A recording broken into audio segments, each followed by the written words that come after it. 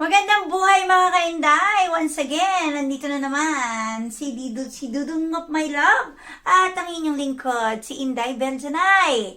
So, today is another video. Today is another day. And tomorrow is another day. Yes, and tomorrow is another day.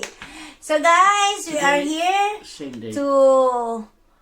to share our first experience. Pampagood vibes mga kainday. You know? Pampagood vibes, no bashers, please. And para magkaroon na rin po kayo ng konting tips sa mga nangingisda dyan ng apam.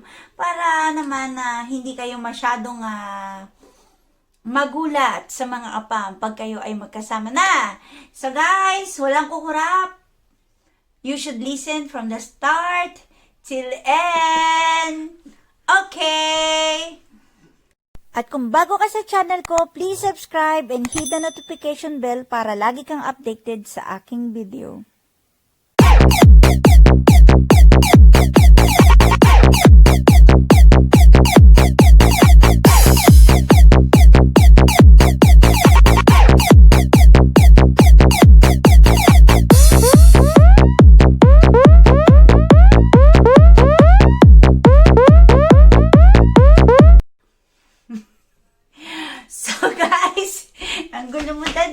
So guys, for today's topic is about the question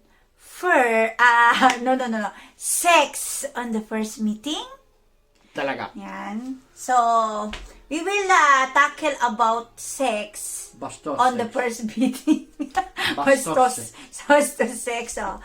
No, it's not bastos. It's a real talk with a Filipina having an asawa. So, it's not a bastos talk. It's a reality that you need to handle on the first meeting with your afam. So, guys, we will talk about sex. Kabayo. Kabayo on the first meeting. Is it good? Or is it proper to do? Or can we avoid that with a foreigner? Or what is our, stance for that? And what do you think about that? So, here's my afam to share our first experience being together. Yun. Our memorable day, of course, is the first day being together. So, I will ask my foreigner husband, my Belgian husband, what his stand for sex on the first meeting. So, my apam, I will be the one to ask a question for you. For being a foreigner European man, for you, is it just natural to a girlfriend and a boyfriend from a long distance relationship that on the first meeting there is something will happen between them? Well, if not, you go to the next one. Simple. You explain. Well, here at home, it's so easy. You go wherever you want, you will have a woman to propose you a one-night stand. So, if we stay nice and faithful, and we wait for it, and we go there, and we travel for hours on an airplane, where now we have to wear, you know what, and we arrive, if we have nothing, so we will go back to Facebook and find another one. So you mean you will be disappointed if I will not give myself to you? No disappointed, we just waste our time, we go to the next one. Oh, so you mean after me, you have another target Filipina? Of course. That's true? Yes. Is it true? Of course. That not only me, you have a Filipina. You are looking for the replacement after me if I don't of course, let you? Then we made a mistake. We didn't choose the right one because she doesn't want anything. We will respect, but we'll just go for another one.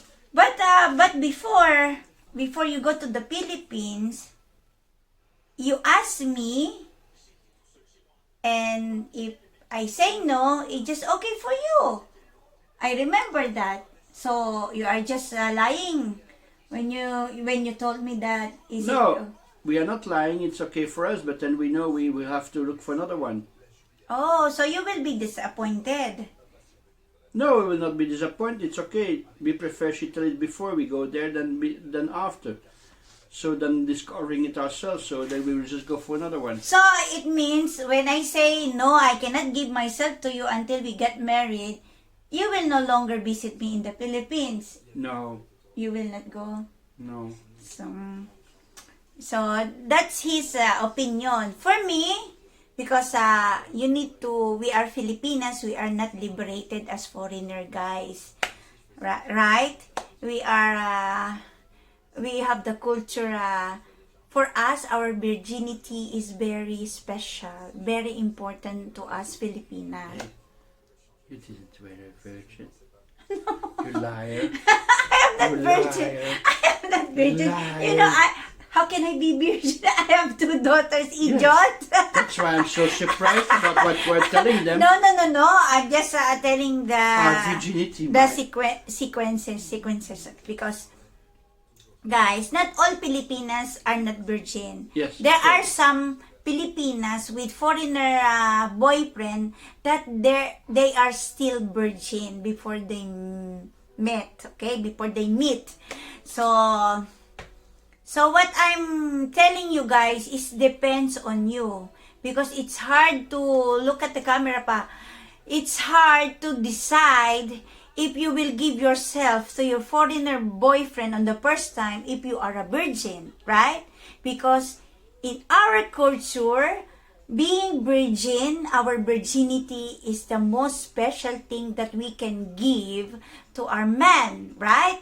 For me, of course, my virginity I gave to my first husband only, my late husband. Before wedding.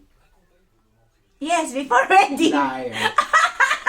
Oh my God, nobody knows this. Nobody knows this. Yan, binuking na ako ng apam ko. Really, guys. Even my parents, even my kids, nobody knows that I gave my virginity to my husband before we got married. Because we have four years of being girlfriend and boyfriend.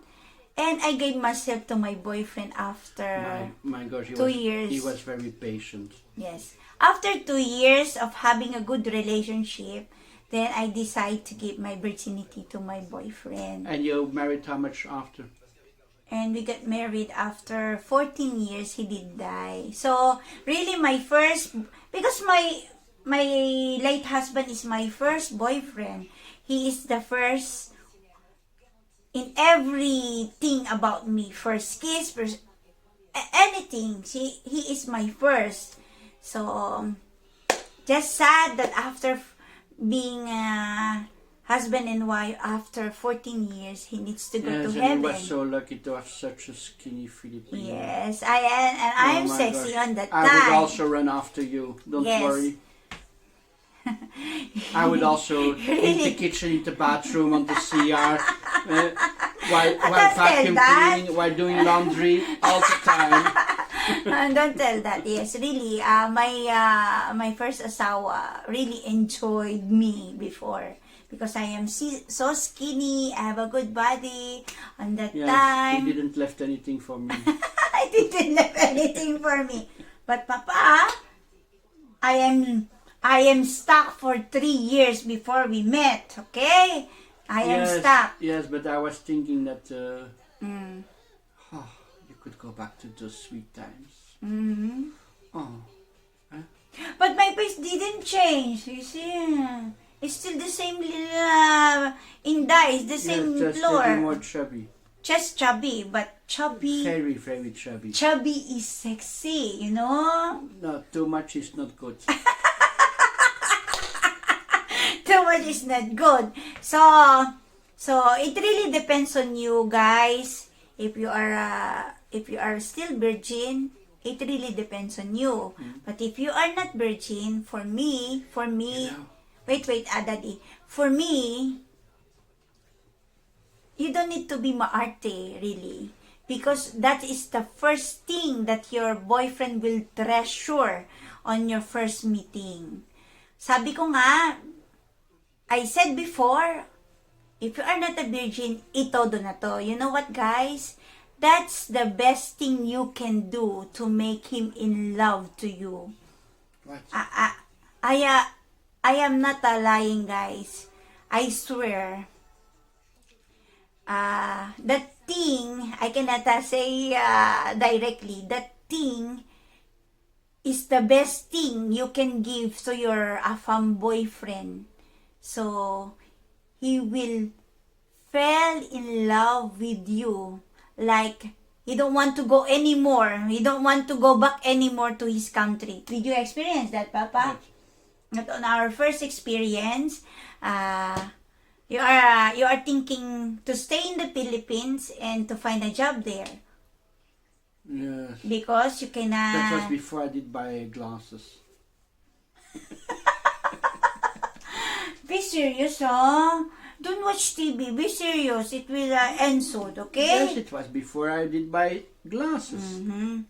When I did buy the glasses, I was so scared I gave them back to the vendor. You see my look when you have a glasses. But be serious, Papa.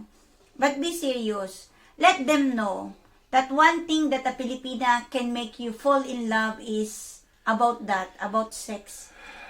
Sex on the first meeting. Tell them the truth. Yes, very sweet and very intense. Mm-hmm. Very gripping. That he feels everything. That he feels even when you are... Achoo!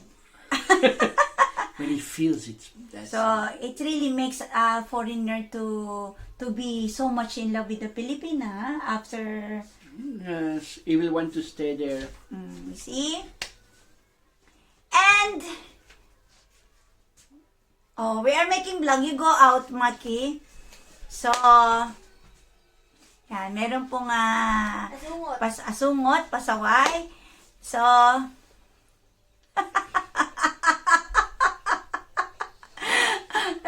Kinuha ng apam ko yung kamay ko. Alam niyo kung saan nilagay? Lintik ka? Okay, guys. Bastos. Ayan. Can I touch it again? No, you're touching my hands. That's my hands, darling. I'm so surprised. He grabbed my, what is this, Daddy? It's so soft. So, guys, so it really depends on you. It really depends on you, Filipinas. It's your decision. But I'm just making you aware from the culture of a foreigner. It's really different. From them, making love is just normal thing to do. Yes, with friends, like having a beer. Yeah, it's like with friends having a beer. That's the culture of the foreigner. So if you are so maarte and if you are feeling virgin, feeling Santa, you don't need to look up for a palm. So guys, for a goodbye, we will just share a little things that happened on our first meeting. So it was happened May 3, 2016. I don't remember. I remember everything because it's so important to Inday. He landed for the first time in... No. What's not? No. In that airport, in Clark Airport, yes. This is not the first time he landed in the Philippines. Mm-hmm. So, in the Clark Airport, he landed May 3, 7:20 p.m. 2016. It sounds so poetic when you tell that. So, that's the first time I will see Dirk in person. So, I keep waiting. We keep waiting because I am with my brother, my youngest brother. And my youngest brother is the one that recognized Dirk. When I see Dirk on the door, on the main door of the airport, I almost ran away. You know what, guys? He is so big. He is so tall.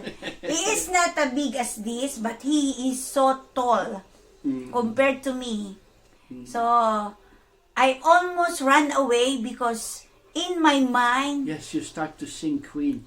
Mamma mia, mamma mia, mama, mamma mia. So, I am so scared.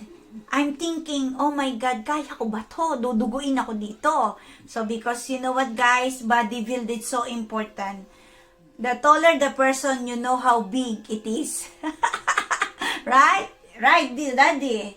Yes, that's why I choose very, very, very small Filipina. And you know what guys, foreigner is really bigger than Filipino. This is not bastos talk. I'm just telling the truth.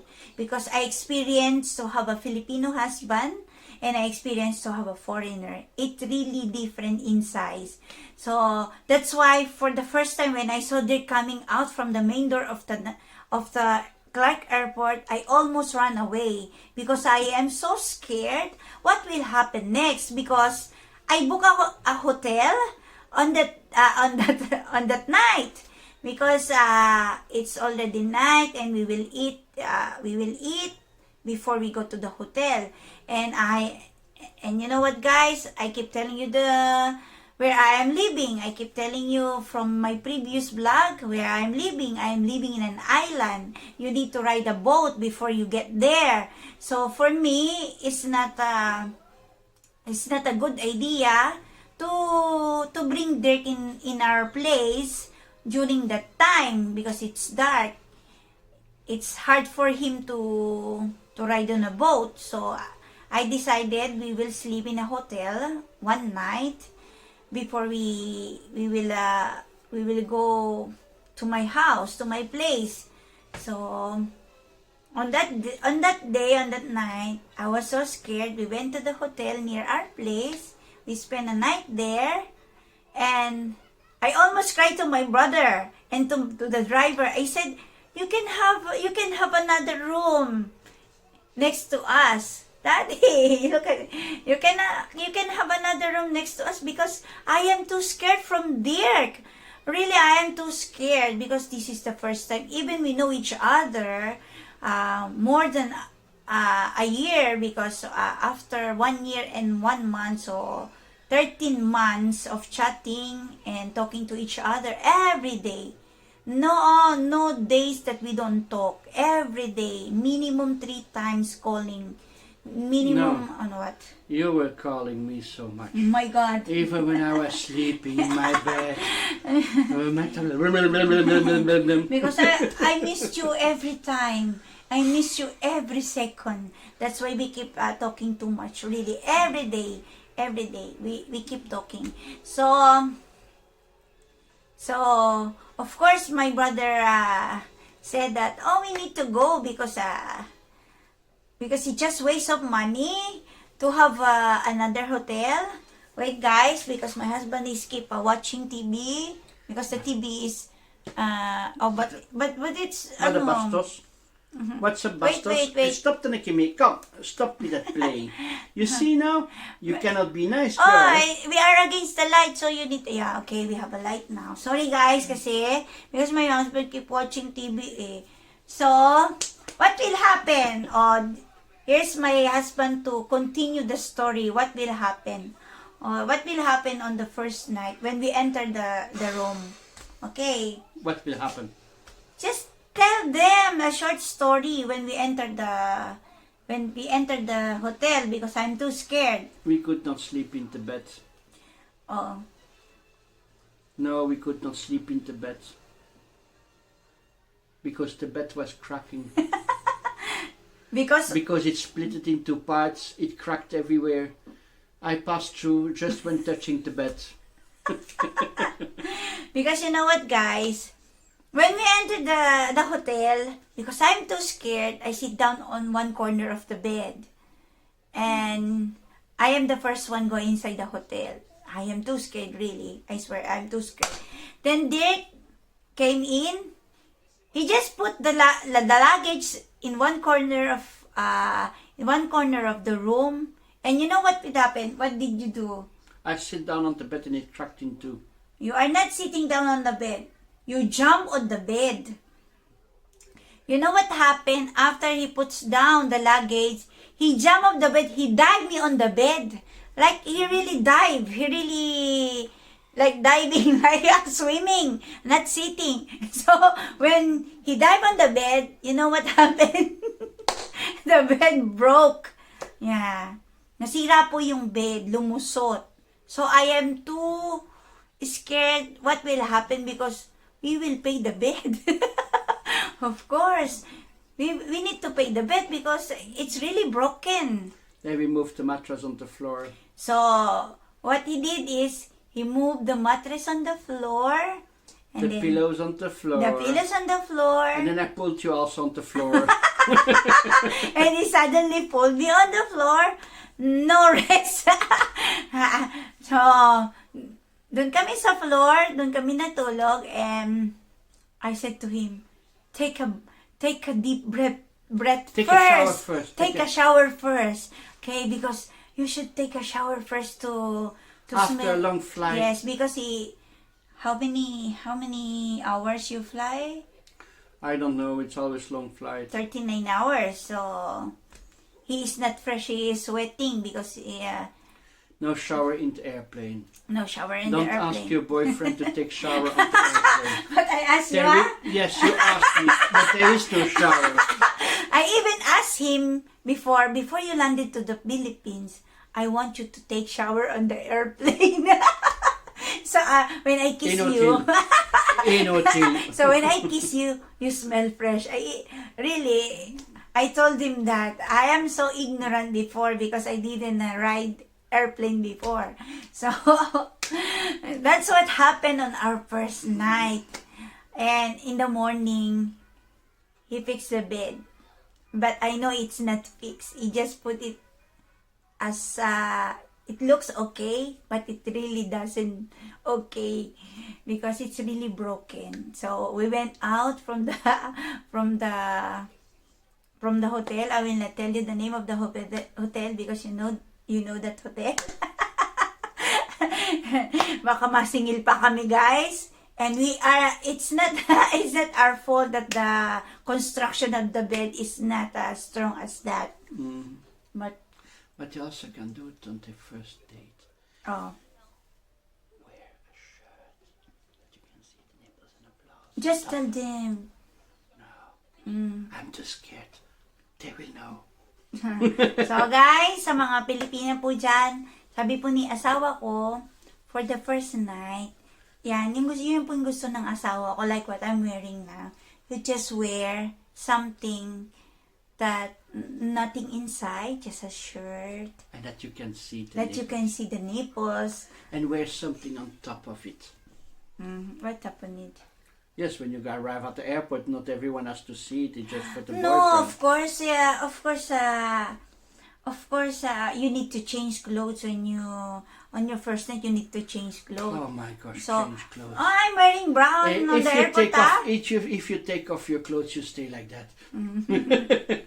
So, yun po yung gusto niyang sabihin. Change clothes. Gusto po talaga ng ni asawa ko yan. Gusto niya yung naka-t-shirt ka lang, matutulog, you have nothing inside. Kahit hindi ka sexy, you look sexy. Yan. Kaya lagi ako nagbablog na hindi kita ang aking katawan. Kasi lagi ako walang panloob. Same down that he can see the hips. The hips. The hips and the rest. That he can guess how you are looking. But why are you doing like that? You want to ger now. Why are you looking like that? You are looking, making kabayo. Yes, stay. Because it is like that. But I have a question, Daddy. Yes. Are you satisfied on our first night? Look, after 39 hours. Are you satisfied, really?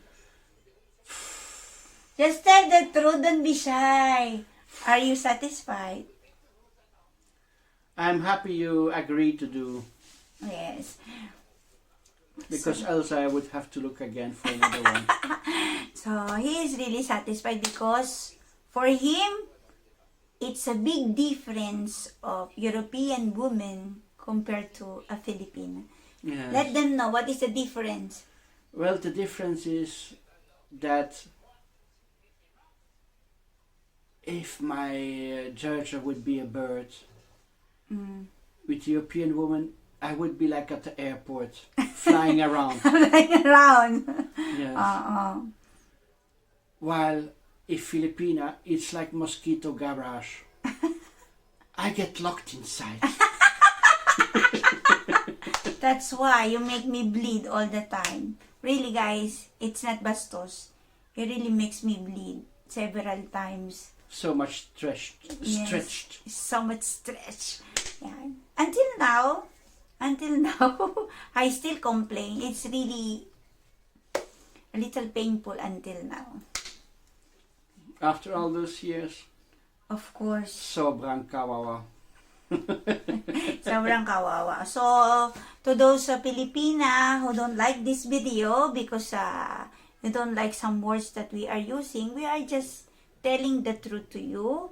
We are just transparent to you what is Yes, what and you can. here we really don't care. If you don't agree, we just have to go to the next pub, having our beer, and there will be another woman hanging around next 10 minutes. So- Not more than that. I showed it to my wife. It's really true. It's no joke. So here, it's just like ordering a beer. You just have to be nicely talking to the woman, and it's okay. You have your one night stand. So, for living here almost 3 years, I really adapt their culture, some of their cultures, because I really saw in other families here, because you know what, I'm working for 5 families in 1 week, so I really know that for them it's just normal. Talking about this is just normal. And It's just for- and it's just a normal lesson. And 14, 15 years old having their boyfriend at home Yes. at night. Yes, guys, here 14, 15 years old teenager, they can bring their boyfriend in their house. They can sleep together in their room. Really, I'm telling you the truth. It's just a normal. So if the Filipina doesn't want to do anything, we just waste our time. We just go for another one.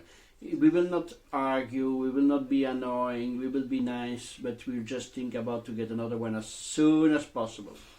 So if that cannot be cleared up immediately at the first day, it's a problem. Because if the first day he has the impression you will not do anything, he will look further. That's simple.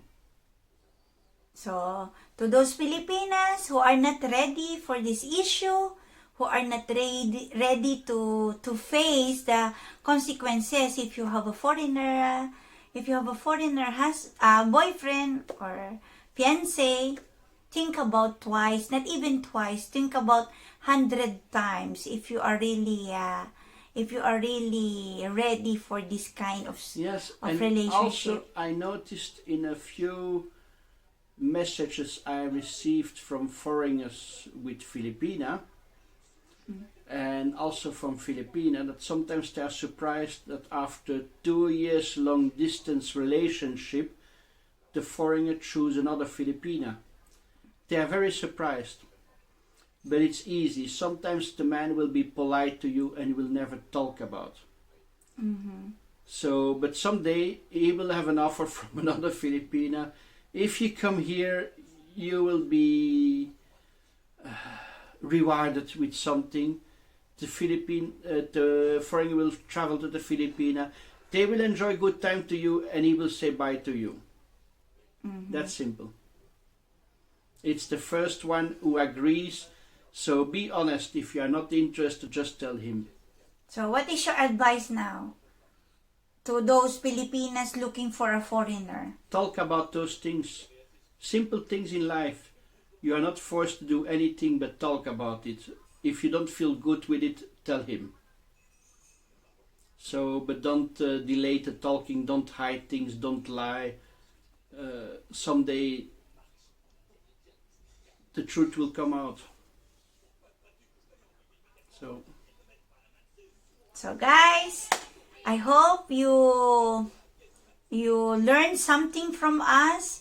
I hope guys we made you smile for a while, and Yes, because That's little one. You kiss na, Papa. We will say goodbye na. Again, kissing. It's all night I'm kissing you. All night. A million kisses, Ale. Okay? Eh. No. Don't touch it. Oh. So, guys, we need to say goodbyes. I hope you learned something. So I will play. I will play. I will Play what? Play what? Chuck and play. What a... So guys, have a nice day everybody. Magandang buhay po sa inyong lahat. Once again, this is Dudong. And this is Inday Belgianay. Nag-iiwan po sa inyo ng magandang buhay.